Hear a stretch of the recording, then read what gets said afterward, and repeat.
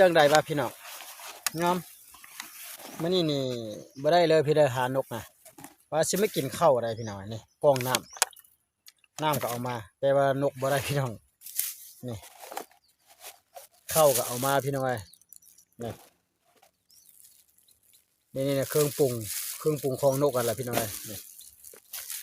จะเอานกจัก2 ตัว 3 ตัวพอได้ปิ้งก็บ่ได้ปิ้งข้าวก็ยังมีโอ้ยอมอยากเข้าละพี่น้องเอ้ย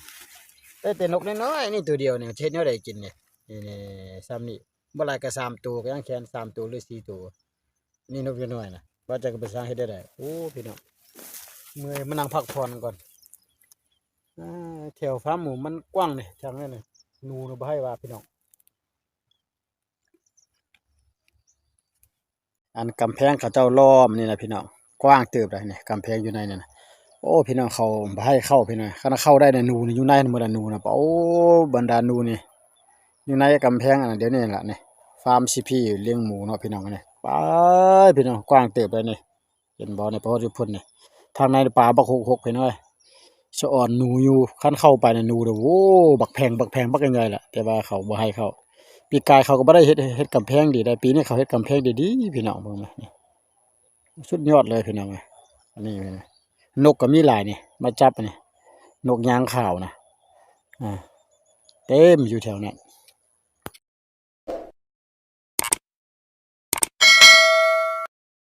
เอาสบายดีพี่น้องเบาจันมาใส่กับนี่ใส่กับตามแคมทางรถนี่เด้อนี่ตามเข้มของนี่ก็มาหลายเทื่อละแบบเลยสินทั้งอันน่ะฟาร์มซีพีนี่ล่ะแต่ตอนใส่เบาจันจะบ่ได้ถ่ายเด้อเพราะว่ามันแดดมันร้อนโพดพี่น้องแดดร้อนโทรศัพท์ของเบาจันถ่ายบ่ได้ถ่ายแล้วมันดับเลยพี่น้องแดดมันร้อนยังจะพาตอนยามหั่นล่ะจะใส่นี่ใส่แบบนี้ใส่ฝั่งนี้ฝั่งนั้นแล้วก็ย่างไปนะไปฮอดอยู่พูดนี่นะนี่ไปตามนี่ล่ะไปตามมันเรียบๆคลองนี่เด้อเอาขออนุญาตใช้ไปกับเฮาก็มีแต่อันนี้ล่ะนี่กับแล้วก็มีนะคาดว่าได้นกว่าสิกินว่าซั่นล่ะนี่เยื่อด้วงมันนี่นะเนาะเอาด้วงตัวอันหยังก็ด้วงยักษ์นั่นนะแต่ว่าตัวนี้เนาะก็ถ้ากินอยู่ไม่ได้เปลี่ยนเยื่อตัวนี้มาปกติใส่เยื่อจีซ่อนเนาะนี่ตัวนี้เอาขออนุญาตใส่ก่อนเนาะพี่น้องเนาะจะบึงจังจะพาพี่น้องยามน้ำกันเนาะครับสบายดีพี่น้องเบาจันจะพาพี่น้องไปยามเหี่ยวกันเด้อพอจะได้ปิ้งกินบ่สัก2-3 ตัวนี่นะพี่น้องไปเอาข้าวเอาน้ำมาพร้อมได้เบาจันกับว่าจะได้แล้วว่าสิปิ้งกินนะพอจะได้ปิ้งบ่จะพาพี่น้องไปยามก่อนพี่น้องไปเบื้องหลังเลือกก่อนไป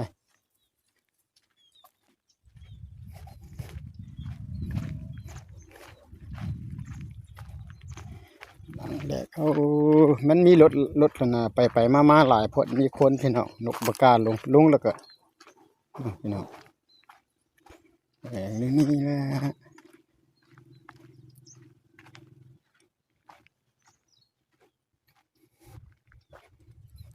ลันบ่ยังบลันเลยเด้อ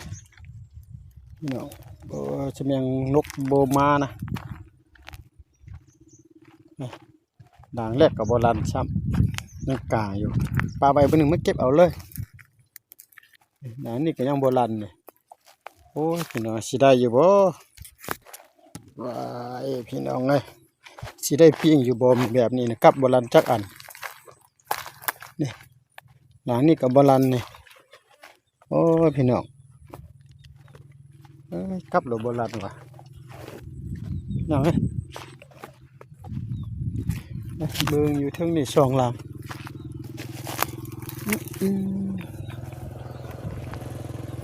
นี่หลังนี่กับบลันบ่ได้ปิ้งดอกพี่น้องเอ้ยสิบ่ได้ปิ้งดอกนี่อยู่คือเก่าหมด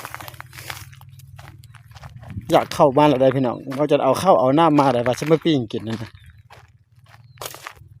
เรื่องหลังนี่ก่อนลันบ่โอ้บ่ลันพี่น้องยังกลางอยู่นะนกไปใส่เนาะบ่ลงเลยพี่น้องแบบนี้จะได้ปิ้งบ่เบิ่งมา3 4 5 หลังแล้วพี่น้องบ่ลันแล้วบ่จังกับบ่ทายซ้ำโอ้แสดงว่านกมันหู้หรือบ่ลงกินเยอะเฮาเลยกลางไว้มัดอันนี้ก็กลางอยู่ อันนี้ก็กลางอยู่นี่ส่วนหลายมันมีแมงนะไปกินแต่อันน่ะกับมันนกของเบาจันทร์นะมันถึกแต่แมงจิกกุนะเท่านั้นนะยังกลางอยู่ไปนี่อยู่ขึ้นทางด้วงใส่แมงนี่ว้านกได้จัก2ตัวก็ได้นะพี่น้องตัวนี้ก็กลางอยู่พี่น้องหลังนี้กับลันอยู่ไปใส่วะ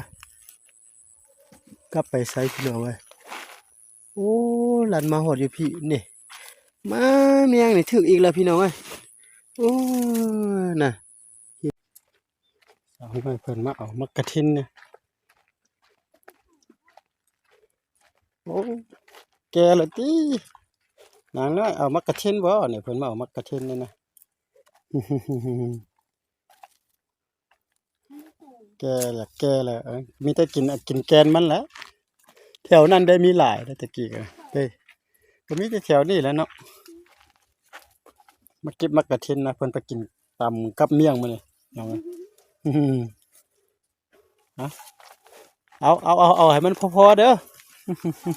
นั่นน่ะเนาะไม่ใส่เหี้ยวนกนะใส่เหี้ยวนกแถวนี้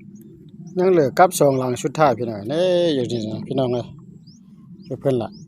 ไปเบิ่งดูฟัน2หลังนี้บ่ถึกแล้วแต่แฮวแล้วพี่น้องแต่นกน้อยก็ได้ตัวนึงอยู่แต่ว่าบ่ได้ทายซื้อดอกพี่น้องเอ้ยน้อยๆน่ะ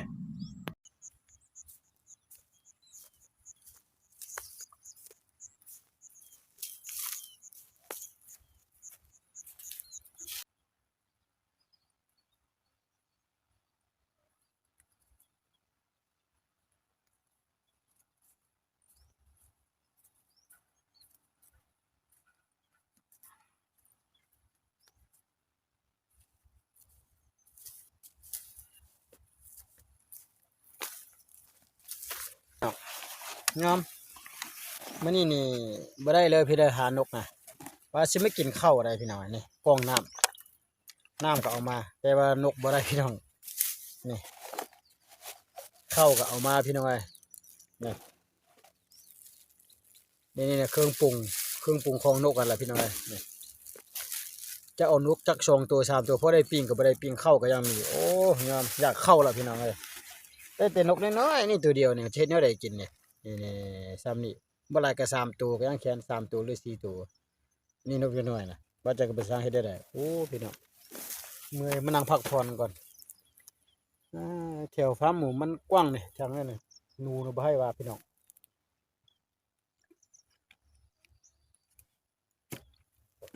อันกำแพงเขาเจ้าล้อมนี่นะพี่น้องกว้างเติบเลยนี่กำแพงอยู่ในนี่นะโอ้พี่น้องเขาบ่ให้เข้าพี่น้องคันเข้าได้น่ะหนูนี่อยู่ในหมดน่ะหนูน่ะโอ้บรรดาหนูนี่อยู่ในกำแพงอันนั้นเดี๋ยวนี้ล่ะนี่ฟาร์ม CP เลี้ยงหมูเนาะพี่น้องนี่ไปพี่น้องกว้างเติบเลยนี่เห็นบ่ในพระพุทธพุ่นนี่ทางในป่าบักหกพี่น้อยสะอ่อนหนูอยู่คันเข้าไปน่ะหนูเด้อโอ้บักแพงบักใหญ่ๆล่ะแต่ว่าเขาบ่ให้เข้าปีกายเขาก็บ่ได้เฮ็ดกำแพงดีได้ปีนี้เขาเฮ็ดกำแพงดีๆพี่น้องเบิ่งนะนี่สุดยอดเลยพี่น้องอันนี้นกก็มีหลายนี่มาจับนี่นกยางขาวนะเต็มอยู่แถวนั้นบ่าวจันจะเก็บกลับไปแล้วพี่น้องเอ้ยโอ้อยากเข้าเด้อาศัยมา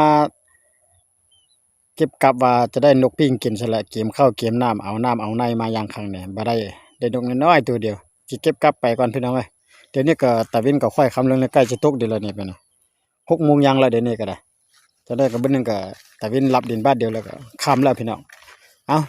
ตัวใดถือแล้วจึงจะทายบ่ถือแล้วก็ที่ว่าแล้วกันไปพี่น้องเอ้ยเนาะมาหากินหาอยู่แล้วมื้อนี้เนี่ยยอมรับว่าบ่หมานเด้อใส่กับ17 18หลังกับพี่น้องเอ้ยใส่ตามบอนเก่าแล้วก็นกก็ที่ว่าแสดงว่านกฮู้แล้วนะเฮามาหลายครั้งหลายทีแล้วก็ไปเบิ่งกับบ่าวจันบาดนี่นะเลี้ยงคำนี่หาก็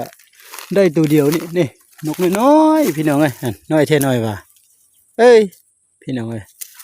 นกซ้ำนี่ก็ยังติดได้นะพี่น้องป้าโตกลับนะสุดยอดเลยพี่น้องคอขาดละเนี่ยน้อยแท้ว่านกก็ได้